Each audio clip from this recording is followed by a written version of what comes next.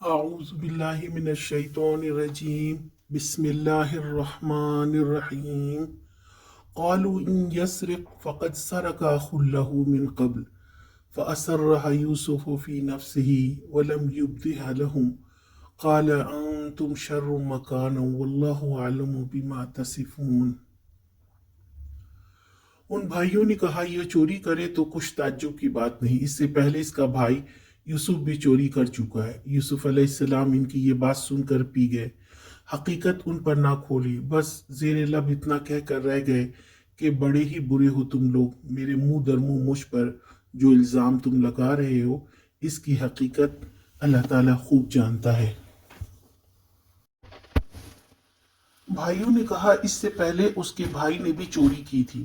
یہ اشارہ یوسف علیہ السلام کی طرف تھا۔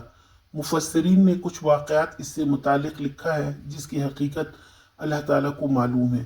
یوسف علیہ السلام نے بھائیوں کو کوئی جواب نہ دیا اور دل میں کہا کہ اس کی حقیقت اللہ خوب جانتا ہے اور تم بہت برے مقام پر آ کھڑے ہو، یعنی یہ بہت برا رویہ ہے۔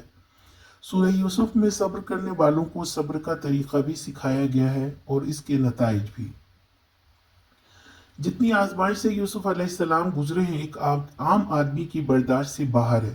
وہ بھائی جن کے حسد نے یوسف علیہ السلام کو یہاں تک پہنچایا وہی ان کی کردار کشی بے خوفی سے کرتے ہیں، مگر اللہ سبحانہ وتعالیٰ جن پر آزمائش ڈالتا ہے ان کو صبر بھی دیتا ہے۔ اس لیے یوسف علیہ السلام نے ان کو کوئی جواب نہیں دیا، نہ اپنی صفائی دی اور نہ اپنی پہچان بتائی۔